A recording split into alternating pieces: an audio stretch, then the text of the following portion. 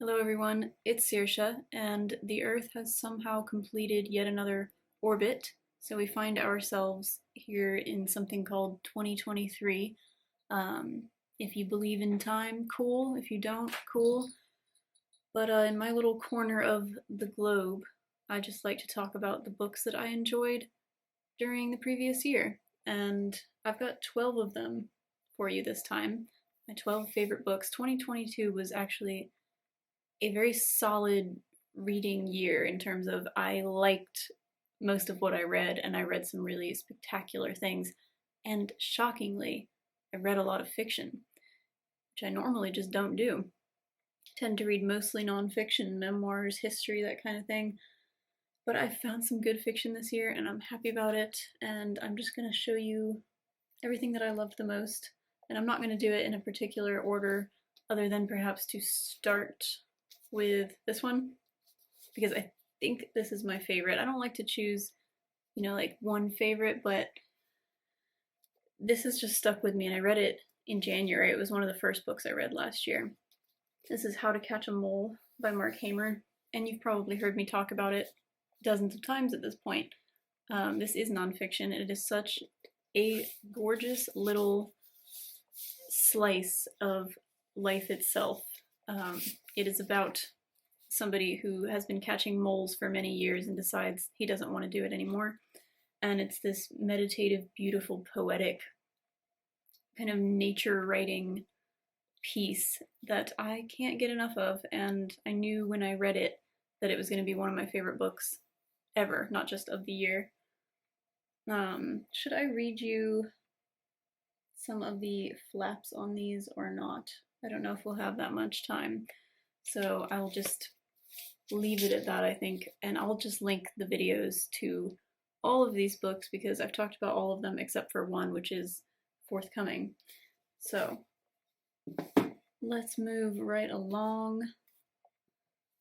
Why not go here? The Wind in the Willows.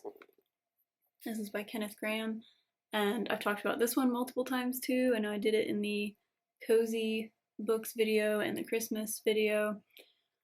It's so precious and adorable, and it's an Edwardian children's book about these little creatures just going about their daily lives and living with the seasons, just experiencing the passing of time in such a I'm gonna keep using the same words over and over again, which is really frustrating because I know other words.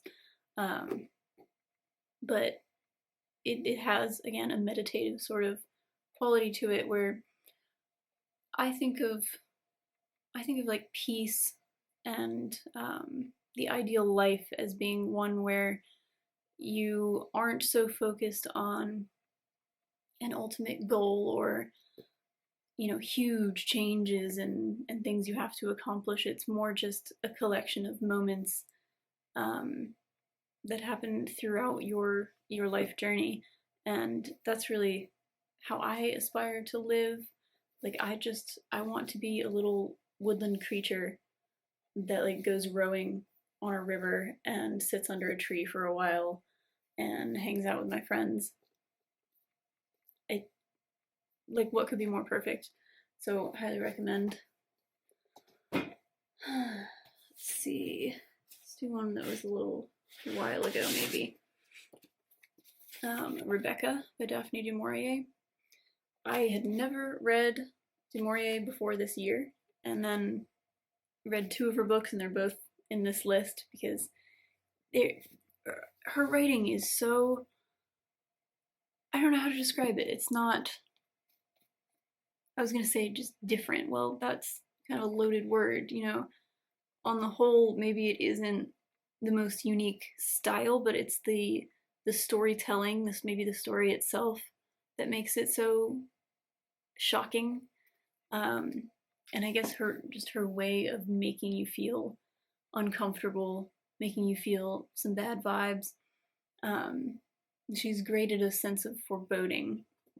So this one is about someone who marries this widower, and she's basically haunted by the memory of the previous wife, And I love any book that focuses on the house, the setting as like a character in the book, and that's absolutely what this is.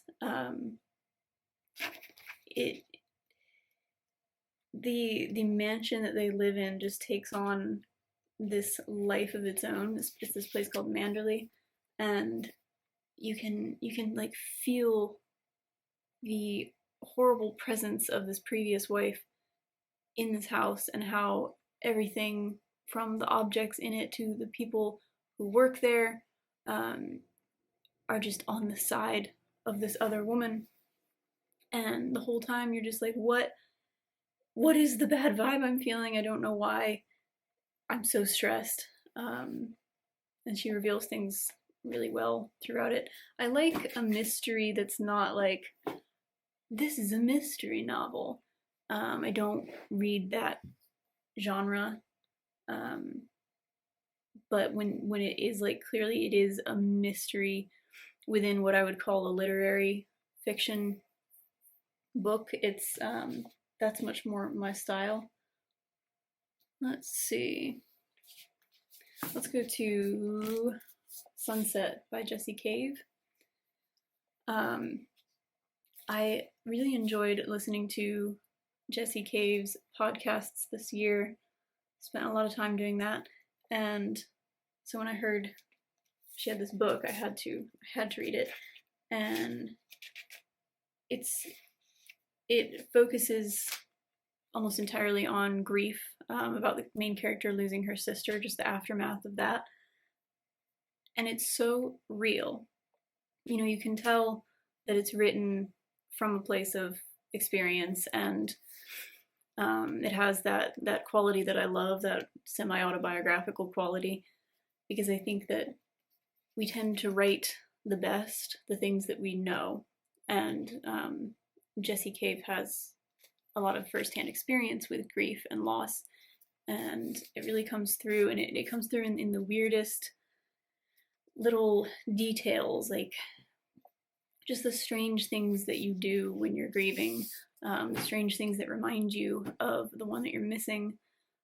And I think for me, like, little very specific details are just chef's kiss, the thing that makes a good story. Because you can write a decent story with a lot of vague whatever, with a pretty like standard plot that gets you through the story without telling you little details like what the person ate for breakfast, or what they saw somebody across the street doing. Like, you can write in a minimalist style where you don't have all that stuff in there, but those little details make all the difference, because it takes it from being just another story that might have a not predictable plot, but maybe it's been done a million ways before, and it turns it into something that is like you can see it, and it just feels like real life. It feels like a snapshot of real life, because people have such interesting little idiosyncrasies, and I find it really hard when I'm writing to think of those things and incorporate them into the story. I'm trying to think of one single thing right now. I'm looking around like, what weird thing can I talk about? I don't know. I'm looking at all my jars of different nuts over there. Like, you can just mention the way that somebody decants their nuts from the grocery store into a bunch of jars, and like, that's a detail, that's something that specific that this person does. And maybe they have like jars from a certain antique store in some city or whatever, and you can just throw that comment out and it makes it more real. Well, there's a bunch of details in here like that make this feel so vivid. And if you want to cry, that's a good one to read. That was a long explanation, and I feel like I did not make any sense. Okay, let's see. What about, this one was a while ago. Consider This by Chuck Palahniuk. This, you've got to watch the video I did on this if you haven't. This book, I said, look how many tabs. Can you see? Look at all those tabs. I said that this book was more valuable than my master's in creative writing because he just lays it out so clearly how to write a story, how to flesh out characters, and how to end a story, especially if you're writing short stories, which I love to read and write. You might be wondering, well, how do I get in this and out of this really quickly? And he just makes it so damn clear how to do that with actual examples. And he talks about scenes from his own life as well that have to do with writing, and it's never too much memoir or too much writing style guide. It's this incredible mashup, and just so, I mean, it makes sense, but so well written and well structured throughout the entire thing that like you can't not learn something from this. So definitely recommend if you are into writing. That is a super valuable book, and I think it's the best one that I've ever read on writing. Okay.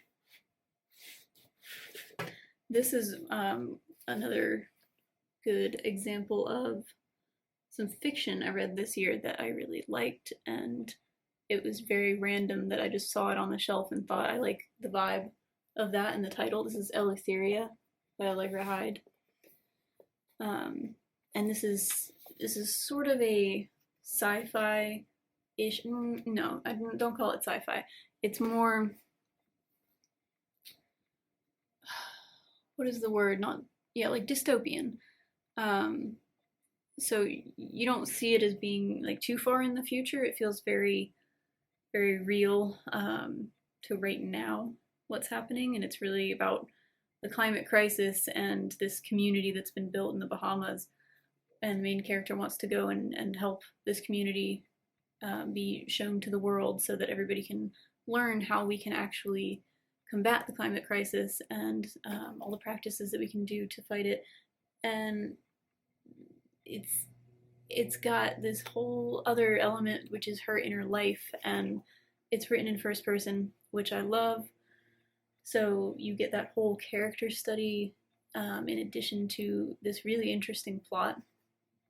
And it does the thing where it goes back and forth between the present, where she's in this place in the Bahamas trying to be part of this group that's going to save the world, and then it goes back in flashbacks to her life before and how she got to that point.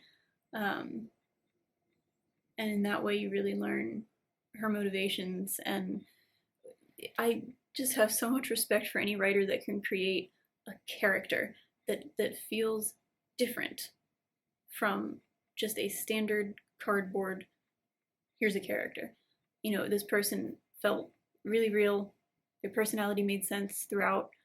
I've always been one to like a book with just, you know, one character that we really focus on, and not a whole cast where we have to like differentiate between them. I want to know one person really well, and that's what I aspire to write to. So that is a good one. I should have brought some water over here. Okay, another Mark Hamer book. I think I'm just gonna love whatever he writes.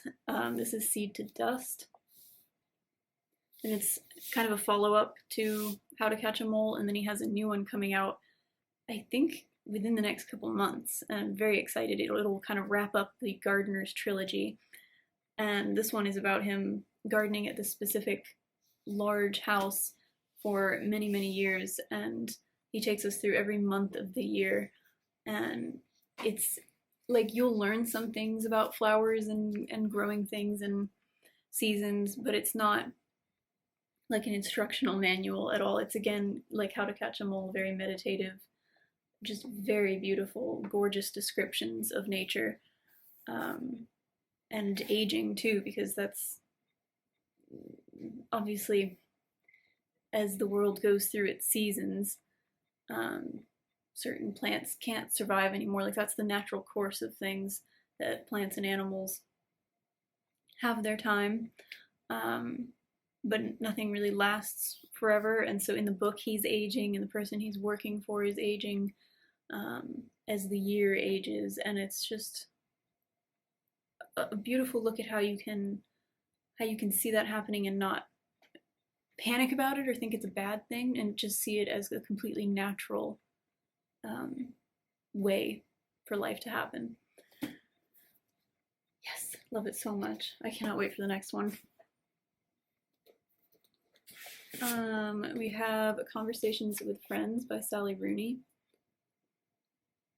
And I feel like this is one of the more like popular kind of happening authors that I read, and I wouldn't normally pick up something like that.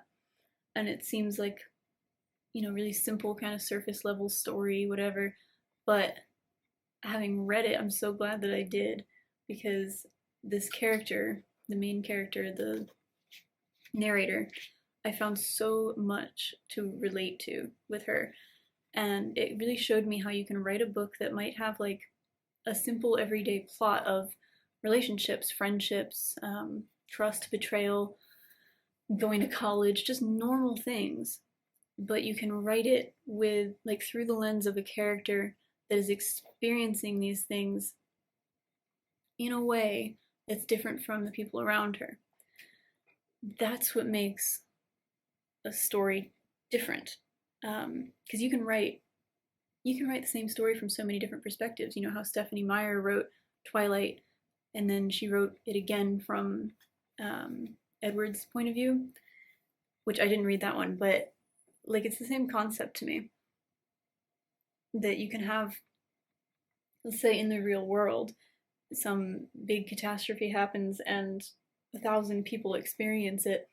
That experience is going to be written down differently by every single one of those people. So like Into Thin Air, which is about Everest, you have that same event, that same disaster that happened on Everest, written in different ways by different people. So you have John Krakauer's account of it, and then I read Beck Weathers' account of it, Left for Dead.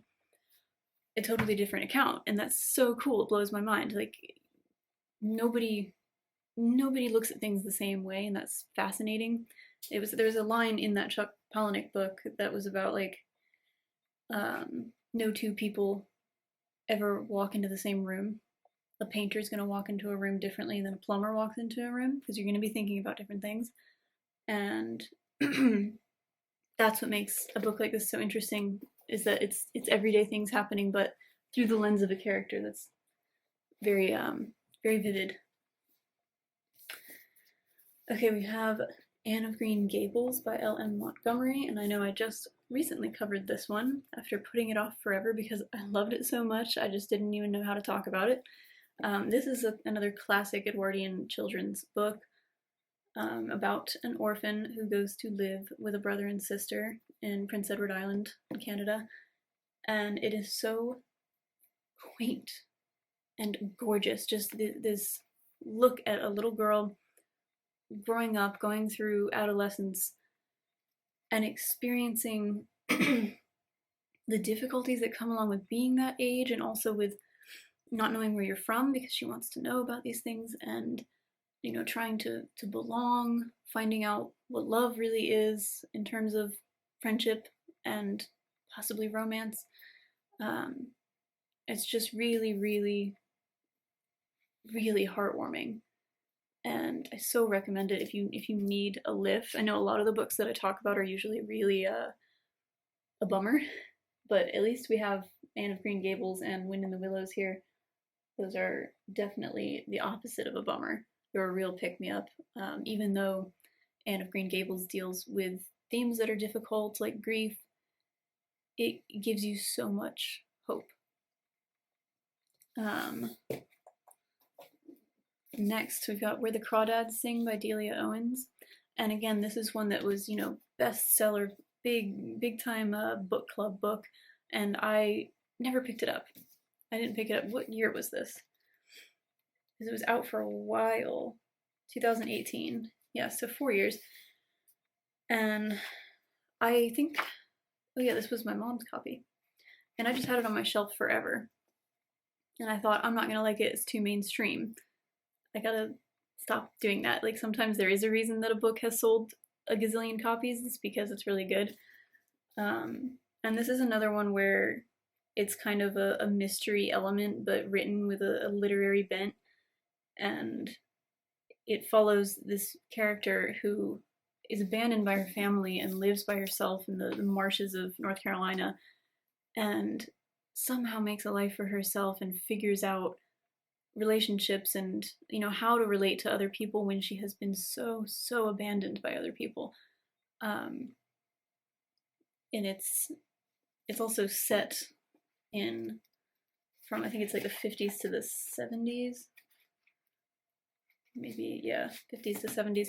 So there's just a lot of interesting things to dig into in here, from the nature writing aspect to the mystery aspect to the inner life of this really very unique character.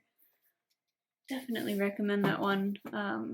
Don't be like me and not pick things up just because they're popular. We have Jamaica Inn by Daphne du Maurier, another du Maurier book. I just adored this one. I mean, I was just floored by the descriptions of the windswept Cornish coast. It's so atmospheric. If you want to just get absolutely wrapped up in the setting and environment of a book, this is your book. Again, sort of a mystery, but in the sense that it's like weird vibes, character experiencing uncomfortable things, nobody really knows what's going on. It's not like your classic whodunit.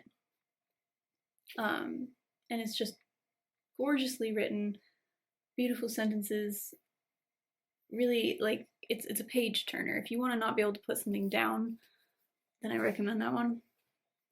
And then last, we have the one that I'm going to do a video about. I need to do that, but I just read it. It was my last book of the year, and it is Liberation Day by George Saunders. So when I saw that George Saunders had a new short story collection, and I didn't even know it was coming out until I saw it in the bookstore, like on a table, I just was shocked, because I think this was his first one in like 10 years or something.